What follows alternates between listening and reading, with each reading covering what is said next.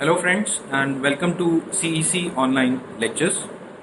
In the previous lecture I started with the physico-chemical evaluation of crude herbal drugs.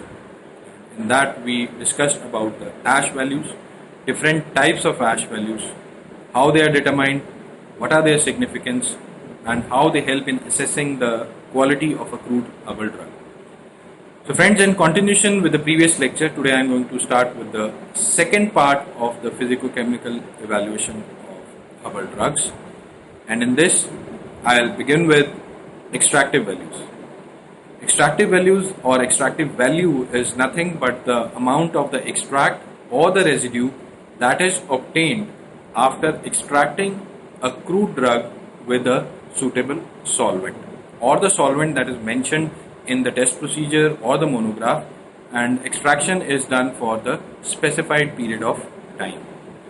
Now this extract or the residue that is obtained is composed of chemical constituents that are present in that particular crude herbal drug or the plant material. So we can say the extractive value also gives us a very broad idea about the type of the constituents, and how it gives the broad idea I will discuss later on.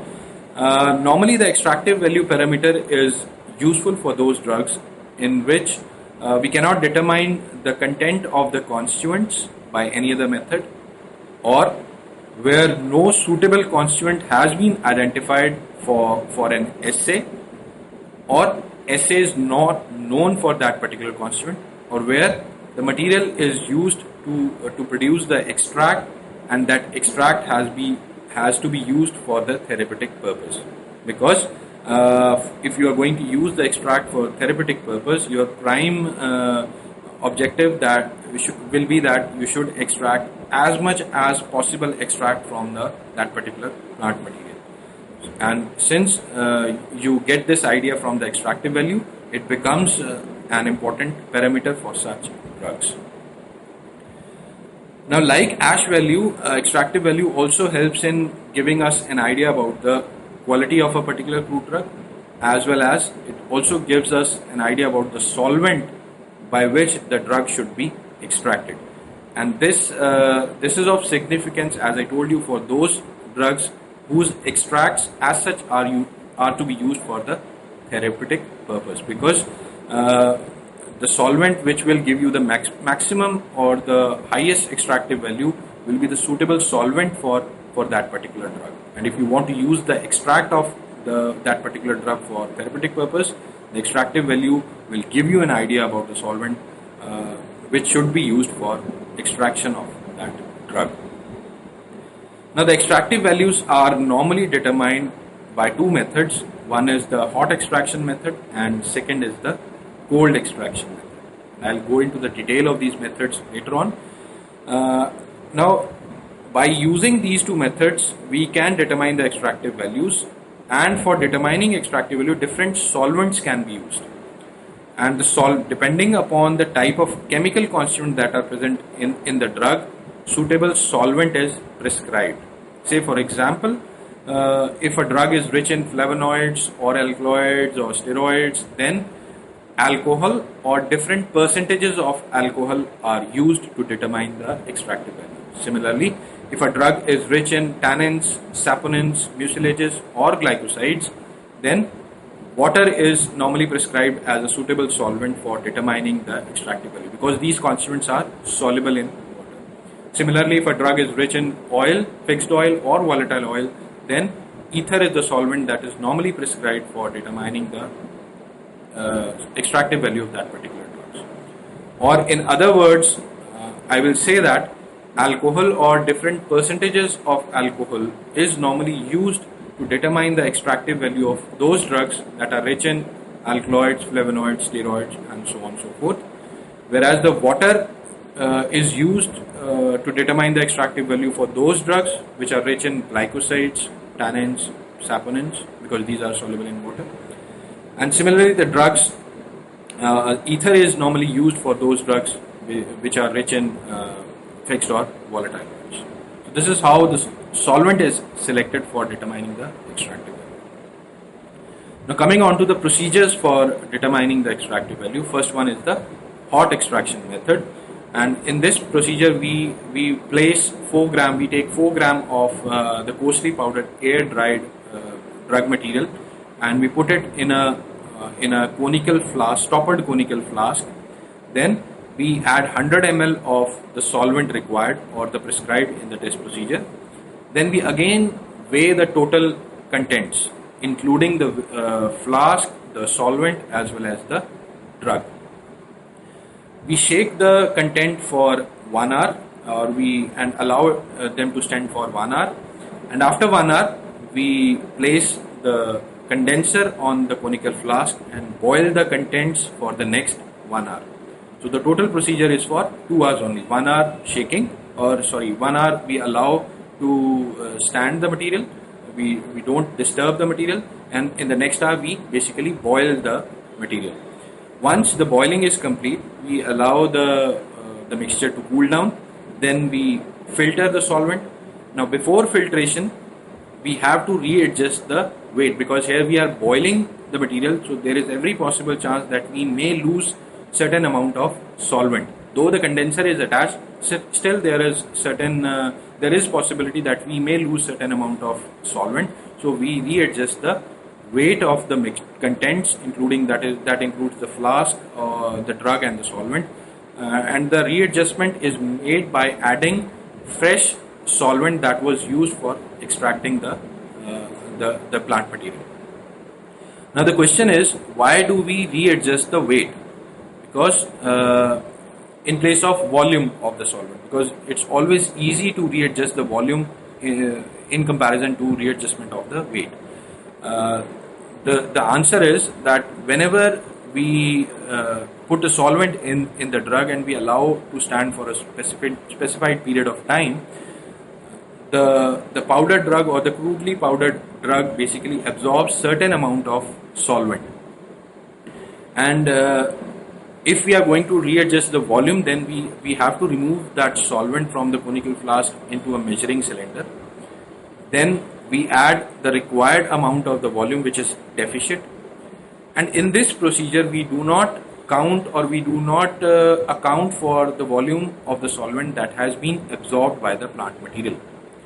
So what we are doing is we are just diluting our extract, and in this procedure we are getting a false reading. Say for example, we are extracting a drug with alcohol, and once the extraction is complete, we remove that alcohol from the conical flask into the measuring cylinder, and instead of 100 ml we get 90 ml of the extract.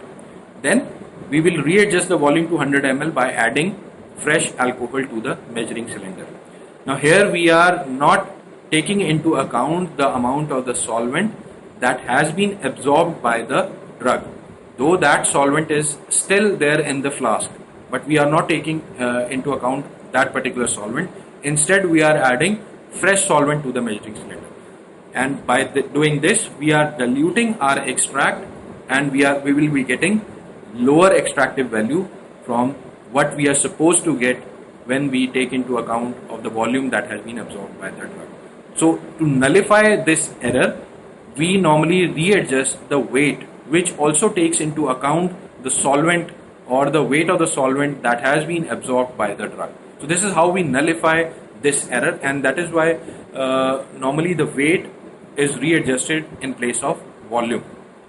So once the weight is readjusted by adding specified amount of the solvent, we basically filter out the extract, and then we take 25 ml of the filtrate in a tiered flat bottom petri dish, and we allow this 25 ml of extract to evaporate on a water bath.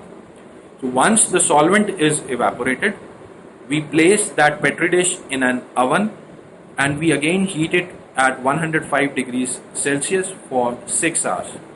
So once the heating is complete, we immediately remove the petri dish into a desiccator, and we allow it to cool in the desiccator. And after cooling, we immediately weigh the petri dish to get the weight of the extract.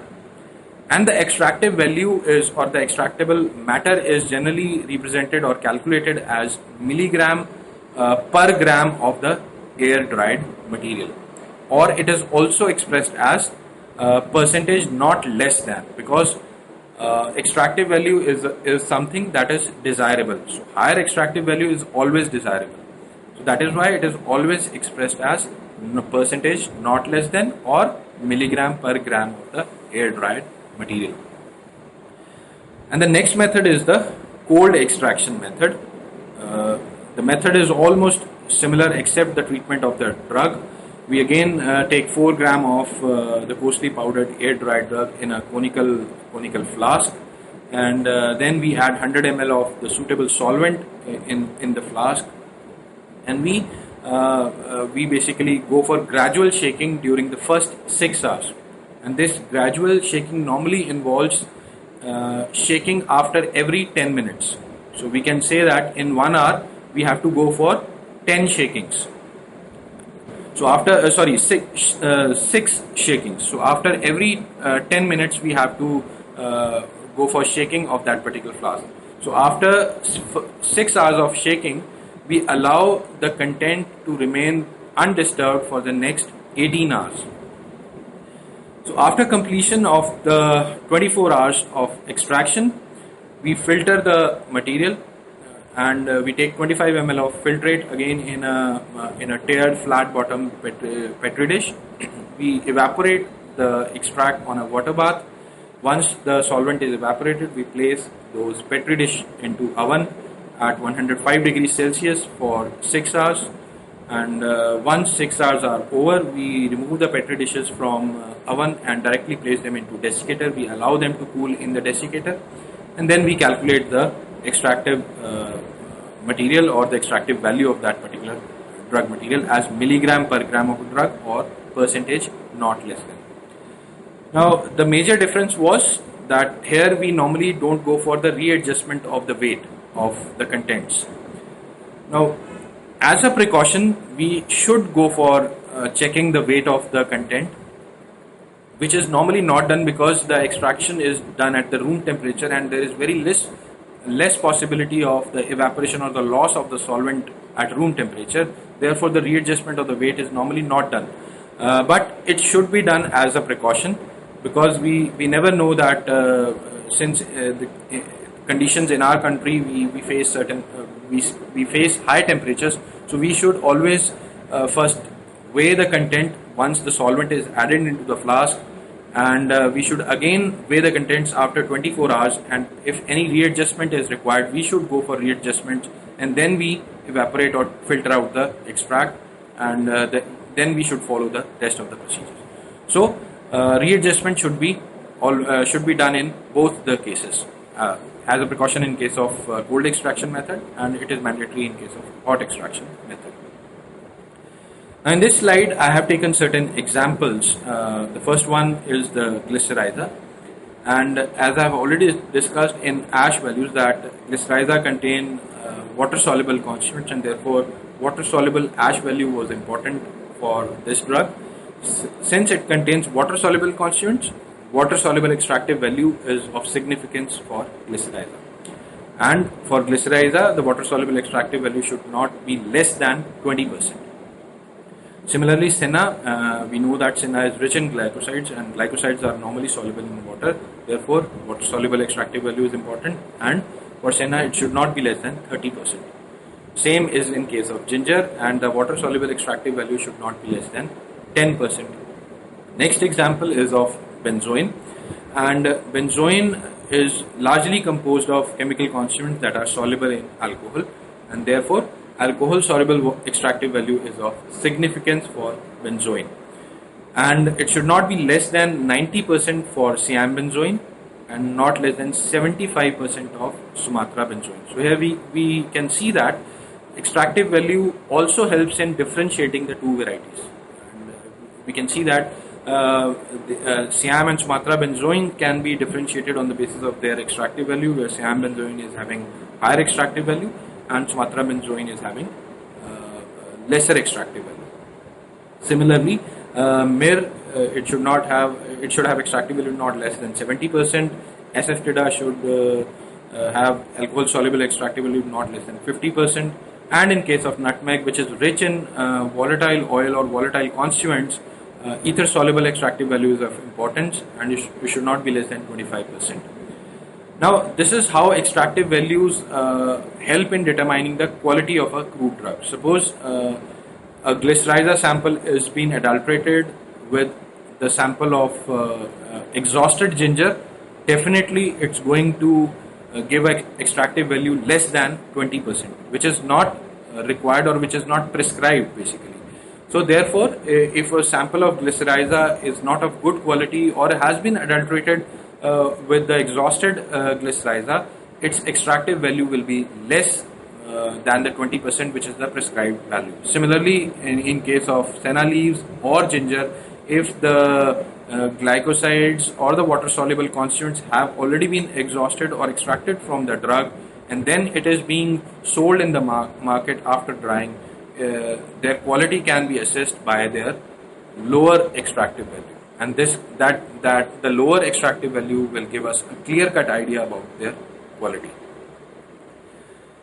So the next parameter is the moisture content, and we all know that moisture content is nothing but the amount of the water that is present in the crude drug or the plant material, dried plant material, and the higher amount of the moisture value or the water content, if present in the plants, that leads to certain problems, such as it induces the growth of certain bacteria, fungi, molds, or it also attracts certain insects. Now, besides this pest problems, high moisture or water content also activates certain enzymes that causes the degradation or hydrolysis of certain active constituents present in the plant. And this becomes of significance. This is of significance in those plants which are having high glycosidic content, because these enzymes basically hydrolyze those glycosides, and these glycosides can be the active constituent of that particular plant material, and therefore the lower moisture content is always prescribed for such drugs. Further, the high water content or the moisture content also adds up to the total weight of the drug, and hence it becomes uneconomical sometimes. And therefore, the water levels or the moisture content levels are specified or set for every drug. Now, the moisture content that is set for a drug, it largely depends upon the physical nature of a drug as well as the chemical constituents that are present in the drug. As I told you that water causes the activation of certain enzymes, specifically in case of glycosidic drugs, and these enzymes basically cause degradation of those glycosides. So, if you are setting a moisture content for such glycosidic drugs, the moisture content or the water level content will be lesser as compared to other drugs. Similarly, those drugs which changes their morphological appearance on high moisture content, say for example powder of squill or the squill bulbs, and if large moisture or water content is present in those bulbs or powders, they undergo morphological change. Their shape basically changes, and for such drugs low moisture content is always recommended. So depending upon their physical nature as well as depending upon the type of chemical constituent that are present in the drug, we have to set the moisture content as it varies from drug to drug. Now there are different methods by which we can determine the moisture content. First one is the loss on drying, and it is the most widely used method and is used in most of the pharmacopoeias such as Indian pharmacopoeia, British pharmacopoeia, European as well as United States pharmacopoeia. Second one is azeotropic distillation, and it is normally done for the drugs which are having around 1% or more content, volatile oil content, and it is normally done with the help of Dane-Stark apparatus. And in this we use certain solvents such as toluene or xylene or carbon tetrachloride for distillation purpose. Now these solvents have a tendency to absorb certain amount of moisture, and to overcome this problem, these solvents are first saturated with water before they are used in distillation. Now for saturation, these solvents are say for example 100 ml of the solvent is treated with 2 to 3 ml of distilled water, and either it is boiled for specified period of time, or it is shaken properly and it is allowed to stand overnight. So once saturation with water is done, only then these solvents are used for distillation purpose. Next method is Carl Fisher method, and British Pharmacopoeia uses this method largely for expensive drugs or the drugs which are having moisture content levels ranging from 10 micrograms to 10 milligram. In other words, we can say that expensive drugs having small amount of moisture or very less amount of moisture, we can go for Carl Fisher methods. Next are the chromatographic methods, and in chromatographic methods, gas chromatography is the method of choice. Next are spectroscopic methods, and in this NMR is largely, that is nuclear magnetic resonance method, is largely used for determining the moisture content, and the gas chromatographic, that is GC and NMR methods, are largely used for those drugs in which even the traces or the trace amount of moisture can cause damage. So, or in other words, you can say that GC and NMR are used for determining the trace amounts of moisture. And the last one is the electrometric methods, in which conductivity and dielectric methods are largely used to determine the moisture or the water levels in a particular substance. And these electrometric methods have not been widely used in case of pharmaceutical products. Now, coming on to the first method, which is most widely used, I am going to discuss only this method in detail because it is largely used in the official books, that is the pharmacopoeias, that is the loss on drying method. Now, loss on drying method, it basically determines both the moisture as well as the volatile oil content of a drug, because in this we have to heat the drug, and anything which gets evaporated from the drug is determined. So it determines both the moisture level as well as the volatile oil content of the drug, and therefore loss on drying method is largely used for the drugs which are having very less or no volatile oil content, because it will add up to the loss on drying. Therefore, the drugs which are having very less or no volatile oil content, we go for loss on drying method. Now, for loss on drying, sample is prepared by taking suitable quantity of a drug material, and the material is basically cut, or size reduction is being carried out by granulating or shredding the material to a suitable size, and the size is normally 3 millimeters. So the piece which has been shredded or the size reduction which has been done, it should not result into the pieces more than the 3 millimeter size. If the seeds or the fruits are smaller than 3 millimeter, even then they are crushed, because we know that normally seeds or fruits have a very thick covering. So this kind of thick covering may hamper the loss on drying process. Therefore, seeds and fruits, even if they are smaller than 3 millimeter size, they are crushed or they are cracked before they are exposed to the loss and drying procedure. Now, for size reduction or for crushing, high-speed mills should always be avoided, because such mills they basically lead to the increase in temperature, and this increase in temperature may lead to the evaporation of moisture or volatile oil content, which may give us the false reading for the moisture content of that particular drug. So such kind of material in which the size reduction may lead to generation of a large amount of heat should always be avoided. So once the sample is prepared, we take about 2 to 5 gram of the prepared air dried material, and we spread that material in a tiered flat weighing bottle or a flat dish, or we take material in a weighing bottle. Then we dry that material by any of the following methods, either by drying it in an oven at 100 to 105 degrees centigrade for a specified period of time, or till we get 2 consecutive weighings. or we can also dry that material in a desiccator over phosphorus pentoxide under atmospheric pressure, or we can also dry it under the reduced pressure but at room temperature.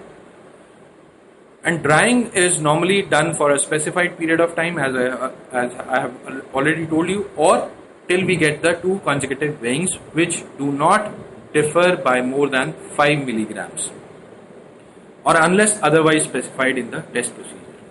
And then we calculate the loss of weight in milligram per gram of the air dried material. Say for example, we have taken 5 grams of the drug, and after drying the material for a specified period of time or till we get the 2 consecutive weighings, we again weigh the material, and this time the weight of the material comes out to be 4.8 grams. So the moisture content will be 5 minus 4.8 grams, that is 200 milligrams, and the per gram then we calculate it as that will come that will be 200 milligram divided by 5, that is 40 milligrams per gram of the. So the moisture content will be the 40 milligrams per gram of the air dried material. And I have taken examples of digitalis and ergot, and these drugs should not have moisture content not more than 5% and 8%, because digitalis, we know that it is having cardioactive glycosides, and high levels of moisture or water content always activate certain glycosidic enzymes, which causes the hydrolysis of those glycosides, and that may lead to the reduced activity of digitalis. Therefore, it should have the moisture content should not be more than 5%. Now here again, the moisture content is something that is not desirable in higher amounts. Therefore, it is also expressed as not more than. So for digitalis and ergot, the moisture content should not be more than 5 to 8%, whereas agar, it can have moisture content up to 20%, because the high moisture content does not affect the chemical constituent or the morphological appearance of the drug. So friend, in this lecture we discuss about the different extractive values, how they are determined, what are the different solvents that are being used for determination of extractive values, and what is the significance of those extractive values. Then we also discussed about another important parameter, that is the moisture or the water content, how the high moisture content can affect the quality of a crude drug, how the moisture content is determined, what are the different methods, and in detail we discuss about the loss on drying method. Friends, in the next lecture I will be discussing about the other physical methods, and we'll start with the chemical methods that are involved in the physico-chemical evaluation of crude herbal drugs. Thank you.